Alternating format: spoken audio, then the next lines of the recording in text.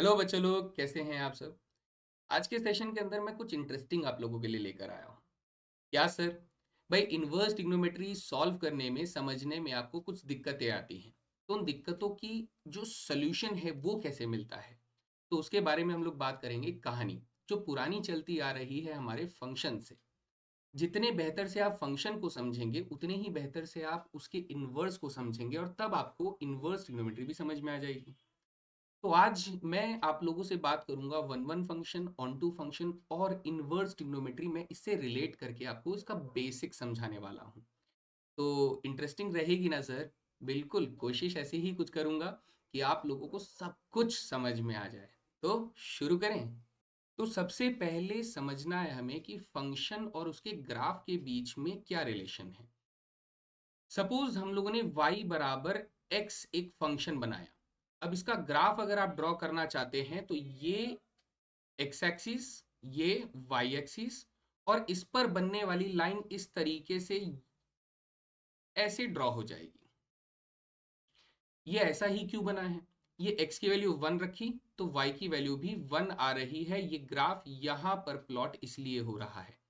Same अगर आप x की वैल्यू 2 रखते हैं तो y की वैल्यू आपके पास 2 आ जाती है, और नेगेटिव में रखते हैं तो -1 रखने पर -1 आ जाता है, और प्लॉट हमारा इस तरीके से चलता रहता है।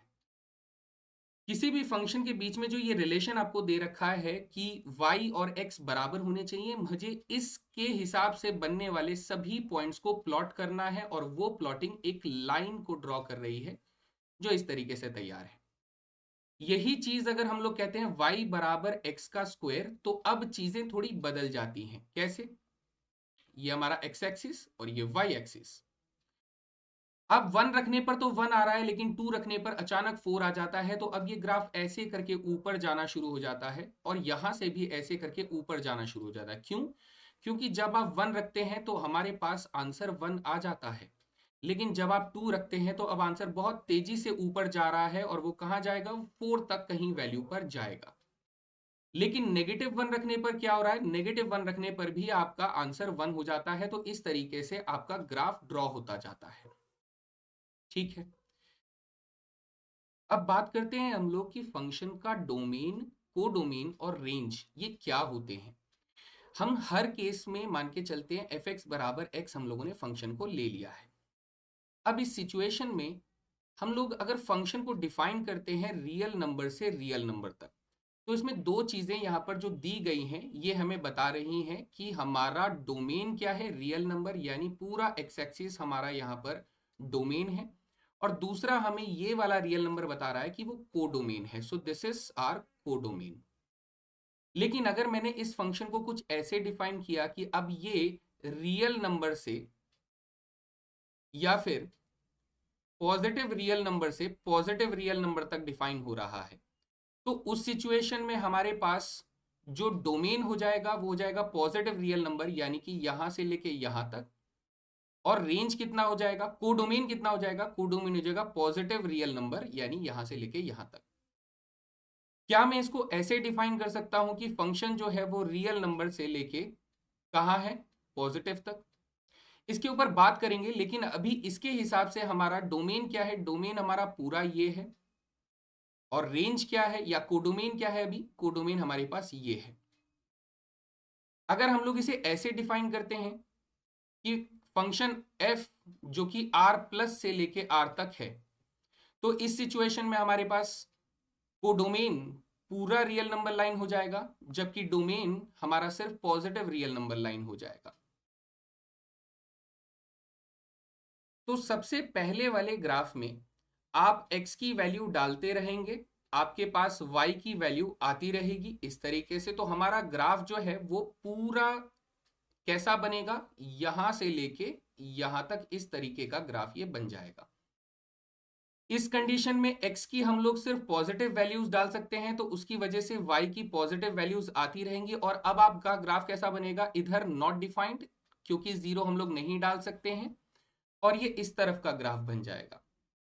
इस केस को थोड़ा बेहतर समझते हैं कि जब हम लोगों ने पॉजिटिव वैल्यूज तो डाली, तो उससे हमारे पास पॉजिटिव वैल्यूज y की आ गई, तो इधर तो हमारा ग्राफ बन जाएगा। मगर जब हम लोग नेगेटिव वैल्यूज यहां पर पुट करेंगे तो उससे नेगेटिव वैल्यूज के लिए यहां सेट मिसिंग है, यानी यहां पर आंसर हम लोग नहीं ले सकते हैं क्योंकि डिफाइन नहीं किया जा रहा है। तो एक्चुअली में यहां पर जो डोमेन दिया गया है वो पूरी तरीके से इस फंक्शन को डिफाइन नहीं कर पा रहा है, तो हम इसका ग्राफ नहीं ड्रॉ कर सकते हैं। इस कंडीशन में r प्लस यानी पॉजिटिव वैल्यू अगर डालते हैं तो हमारे पास पॉजिटिव वैल्यूज आ जाती हैं, तो हमारा ग्राफ कैसा बन जाएगा? हमारा ग्राफ बन जाएगा यहां पर नॉट डिफाइंड मगर इस तरफ ऐसे। अब इसमें कोडोमेन हमें समझ में आता है, जो भी यहां हमें डिफाइन किया गया है वो हमारा कोडोमेन हो जाता है। लेकिन अब रेंज क्या है? किसी भी फंक्शन के ग्राफ के ऊपर जहां तक y की वैल्यू जा रही है वो हमारा रेंज हो जाता है। जैसे आप ऑब्जर्व करेंगे ये वैल्यू आगे बढ़ते बढ़ते बढ़ते कहां तक जा रही होगी? It will going to infinity. नीचे जाते हुए आप देखोगे कि इसकी वैल्यू कहां जा रही होगी? This will go to minus infinity. तो हमने कहा इसकी जो वैल्यू है माइनस इंफिनिटी से इंफिनिटी तक है, तो रेंज इसकी क्या हो जाती है? माइनस इंफिनिटी से इंफिनिटी, यानी मैक्सिमम वैल्यू और मिनिमम वैल्यू में ये फर्क है। जब हम सेकंड वाले ग्राफ की बात करते हैं तो यहां पर हमारी जो मिनिमम वैल्यू है वो जीरो को टच नहीं करेगी मगर जीरो के जस्ट अबव रहेगी, यानी ग्रेटर देन जीरो रहेगा।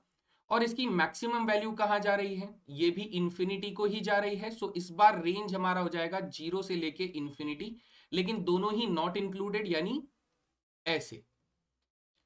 इस वाली सिचुएशन में तो ग्राफ ही नहीं बन रहा है, सो रेंज नॉट डिफाइंड।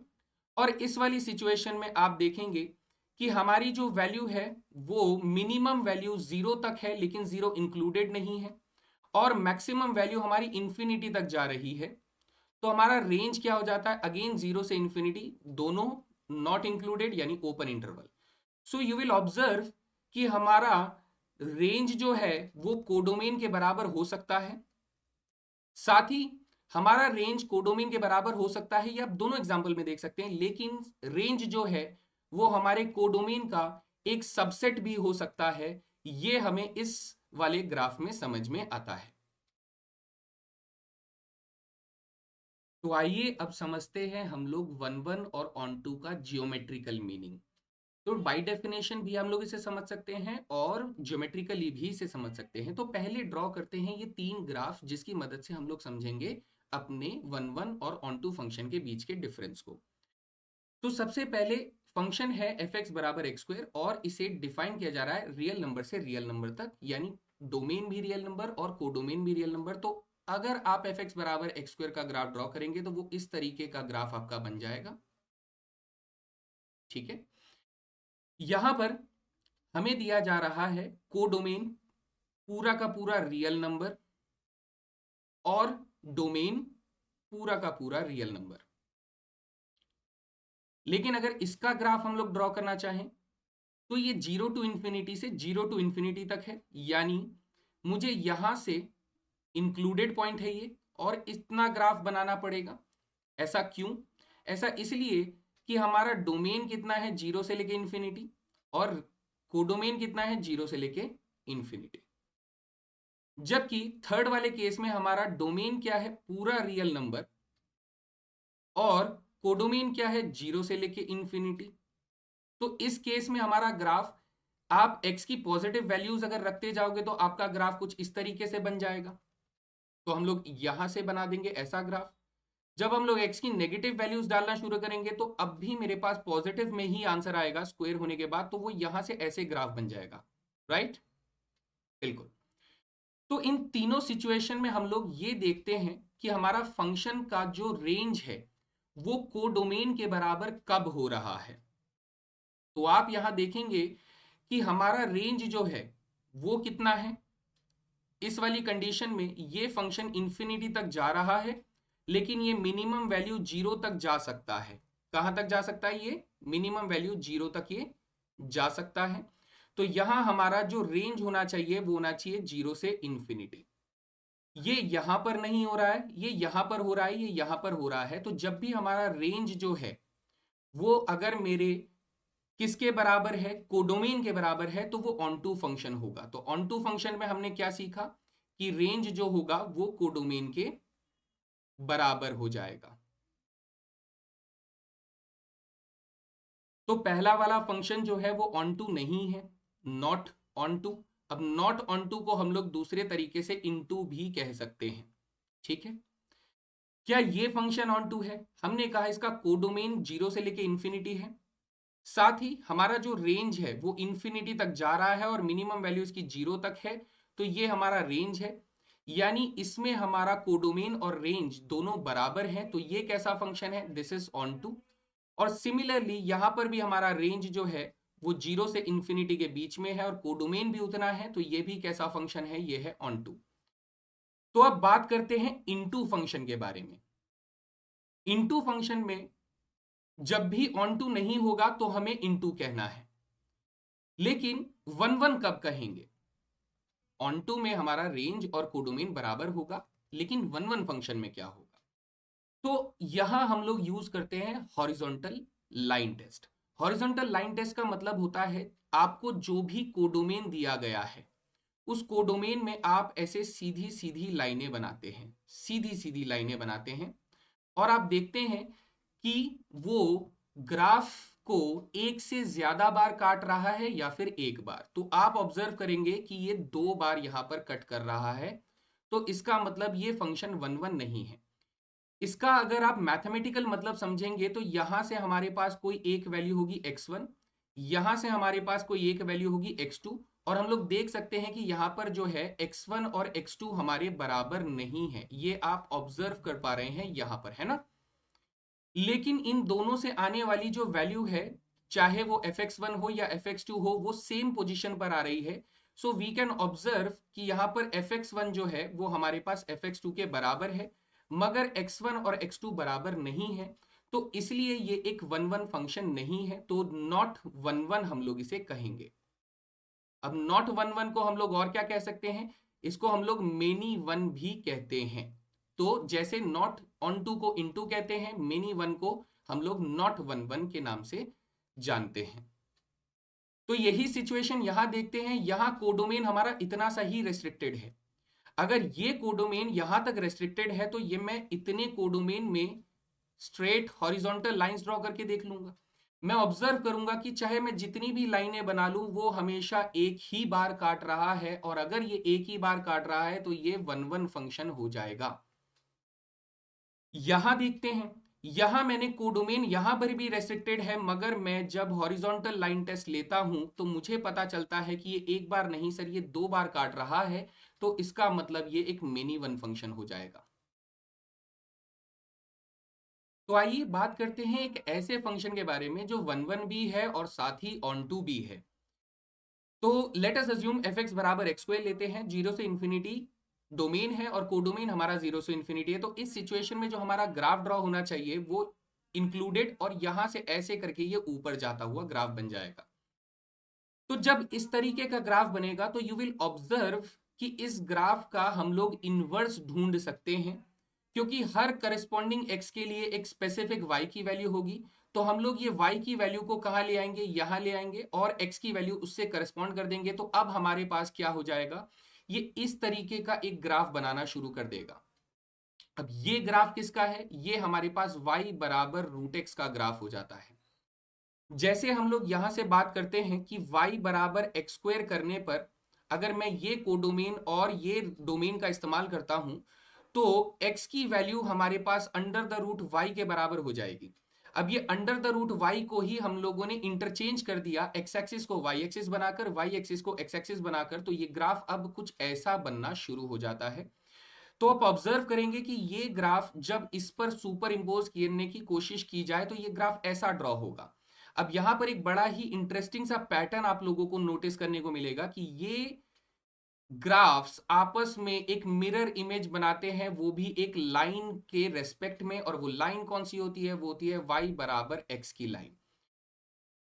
तो इसी चीज को मेंटेन करने के लिए हम लोग इनवर्स फंक्शन में कहते हैं कि हमारा जो कोडोमेन था वो डोमेन में इंटरचेंज हो जाएगा, और जो डोमेन होगा वो कोडोमेन में इंटरचेंज हो जाएगा जब मैं इसे एफ एक्स बराबर एक्स स्क्वायर से क्या बना दूंगा, एफ एक्स बराबर रूट एक्स का ग्राफ बना दूंगा।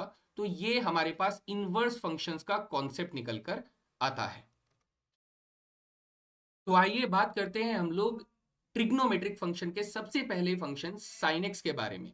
तो मान लेते हैं पहले इस फंक्शन को रियल नंबर से रियल नंबर पर डिफाइन किया जा रहा है। तो ये फंक्शन का जो ग्राफ तैयार होगा वो कैसा ग्राफ तैयार होगा, साइन एक्स का ग्राफ आप लोग जानते हैं कि ये इसका मैक्सिमम पॉइंट 1 हो जाता है और मिनिमम पॉइंट इसका -1 हो जाता है। तो हमारा ग्राफ कुछ इस तरीके से तैयार होना शुरू हो जाएगा और ये पीछे की तरफ भी तैयार होगा। इस तरीके से ये साइन का एक वेव बनाना शुरू कर देगा, ये राइट, बिल्कुल।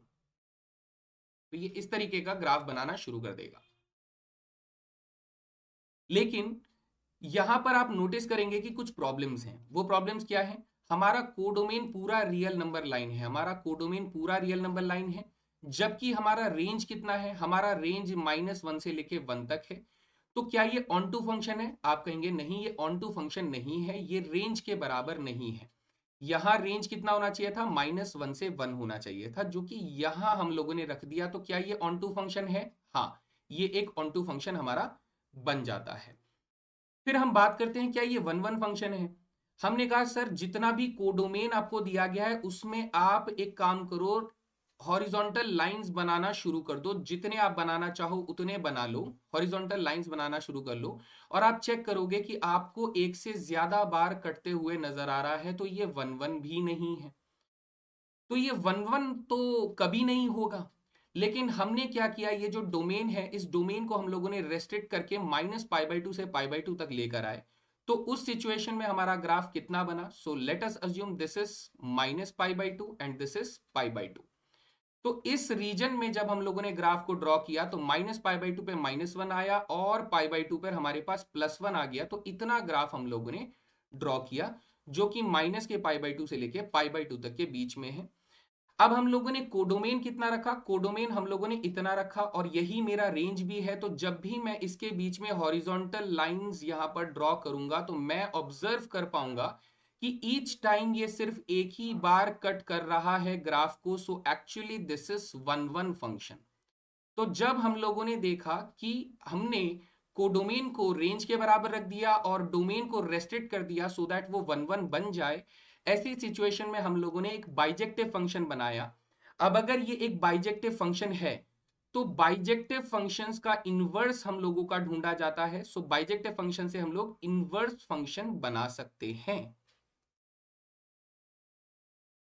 तो अब बात करते हैं हम लोग एफ एक्स बराबर साइन एक्स, एक ऐसा फंक्शन ले लिया जो कि एक बाइजेक्टिव फंक्शन है, यानी अब इसका इनवर्स एग्जिस्ट करेगा। तो इनवर्स का ग्राफ कैसा बनेगा, तो हमने कहा कि सर ये एक मिरर इमेज बनाएगा। अगर ये ग्रीन लाइन इस तरफ मुड़ जा रही है तो हमारा जो ग्राफ बनेगा वो इस तरीके से एक फूल की तरह शेप बनाएगा और ये इस तरफ मुड़ता हुआ चला जाएगा। आप इसे इमेजिन कर पा रहे हैं, सेम ये यहां से भी ऐसे नीचे की तरफ मुड़ता हुआ चला जाएगा, इसका एक मिरर इमेज ऐसे करके ड्रॉ करेगा। तो यहां अगर इसको ड्रॉ किया जाए तो y एक्सिस को x एक्सिस से एक्सचेंज कर दिया और x को y से एक्सचेंज कर दिया, तो हमारे पास ग्राफ कैसा बन गया, now this is the graph of sine inverse x। अब आप यहां देखेंगे कि ये हमारा मैक्सिमम पॉइंट जो रहा, दैट मैक्सिमम पॉइंट वाज -1 और ये मिनिमम पॉइंट वाज -1। अब ये चीज कहां चली गई, ये हमारी y एक्सिस पर थी, तो अब ये x एक्सिस पर चली जाएगी जो कि -1 से लेके 1 पर आ जाएगा। और जो हमारे पास x तक की वैल्यूज -π/2 से लेके π/2 तक के पॉइंट्स थे, वो कौन से पॉइंट्स हो गए, ये वाला पॉइंट हमारा π/2 हो जाएगा और ये वाला पॉइंट हमारा -π/2 हो जाएगा। So we can now analyse some information from this diagram. कि हमने कहा सर इसका हमारा रेंज कितना है, इसका रेंज हमारा है -π/2 से π/2 तक। तो यहां आ जाएगा -π/2 से लेके π/2 तक। और यहां पर हमारा जो डोमेन है वो -1 से लेके 1 तक है, तो दिस इज -1 से लेके 1 तक। So now you will observe and very interesting thing in this कि आपको यहां पर देखने को मिलेगा कि जो इस फंक्शन का रेंज था वो इसका डोमेन बन चुका है और जो इसका डोमेन था वो इसका रेंज यानी कोडोमेन बन चुका है, क्योंकि यहां पर इनवर्स फंक्शन में x एक्सिस और y एक्सिस आपस में इंटरचेंज होकर एक नया इनवर्स फंक्शन का ग्राफ यहां ड्रॉ करते हैं। तो बच्चों अगर मैं सभी ट्रिग्नोमेट्रिक रेशियोज को कुछ ऐसे डोमेन और कोडोमेन में सेट कर दूं ताकि वे सभी के सभी क्या हो जाएं, हमारे बाइजेक्टिव फंक्शन की तरह बिहेव करने लगे, तो वो ये हमारे डोमेन और रेंज रहेंगे जिसकी मदद से मैं किसी भी फंक्शन को 1 1 और ऑन टू यहां पर बना सकता हूं। तो साइन एक्स के लिए -π/2 से लेके -1 से 1, 0 से पाई से लेके -1 से 1 कॉस के लिए, -π/2 से π/2 ओपन इंटरवल में। ऐसा क्यों? क्योंकि आप लोग सभी जानते हैं कि tan π/2 हमारे पास एक डिफाइंड वैल्यू नहीं होती है, तो हम लोग इसे नॉट डिफाइंड कहते हैं। सो इसीलिए उसे डोमेन में यहां पर एक्सक्लूड कर दिया जाता है, यानी x की वैल्यू जो है वो π/2 या फिर माइनस के π/2 नहीं ली जा रही है यहां पर, क्योंकि यहां पर फंक्शन डिफाइन ही नहीं होता है। सो ऐसी सिचुएशन में हमारा जो रेंज निकल कर आता है माइनस के पाई, माइनस इंफिनिटी से इंफिनिटी। सेम कॉट के लिए 0 से पाई से लेके minus infinity infinity. Sec X के लिए 0 पाई में से π/2 को हटाकर ऐसे सेट ऑफ एलिमेंट्स, और इसका रेंज ये हो जाएगा, और कोसेक के लिए ये रेंज हो जाएगा। तो ये हम लोग याद रख सकते हैं या फिर इनके ग्राफ्स को बना बनाकर याद करने के लिए अभ्यास कर सकते हैं। तो बच्चों, अब इसी तरीके से हम लोगों ने सभी ट्रिग्नोमेट्री को बाइजेक्टिव बनाकर उसको इनवर्स ट्रिग्नोमेट्री में कन्वर्ट कर लिया। कि डोमेन जैसे साइन एक्स का -π/2 से -1 to 1 है, तो इसके डोमेन को रेंज बना दिया और रेंज को हम लोगों ने डोमेन बना दिया। तो उस बेसिस पे हमारा जो फंक्शन डिफाइन होगा वो इनवर्स ट्रिग्नोमेट्री के लिए डोमेन -1 to 1 हो जाएगा और रेंज हमारा -π/2 टू π/2 हो जाएगा। तो अब इसको हम लोगों ने क्या कहा? प्रिंसिपल वैल्यू कहा। तो इसी तरीके से कॉस के लिए principal value 0 to pi, tan के लिए -π/2 टू π/2, वो भी ओपन इंटरवल में, क्योंकि टैन एक्स फंक्शन जो था वो बाइजेक्टिव तब था जब हम लोगों ने ये डोमेन और ये रेंज का इस्तेमाल किया था। इसी वजह से यहां पर डोमेन हमारा ये आ रहा है और रेंज हमारा ये आ रहा है। सो मैं उम्मीद करता हूं कि आप लोगों को बात जो है बहुत सिंपल तरीके से समझ में आ गई है। तो अब आप क्या कर सकते हैं? अब आप इन चीजों के ऊपर और क्वेश्चंस लगाइए, इनके प्रिंसिपल वैल्यूज के साथ खेलिए कि क्यों प्रिंसिपल वैल्यू इसी रेंज में आ रही है, और बेहतर तरीके से इसको अप्लाई कीजिए। आई होप आप लोगों को ये बहुत अच्छे से समझ में आया। So thank you very much. मिलते हैं अगले सेशन में। जय हिंद दोस्तों।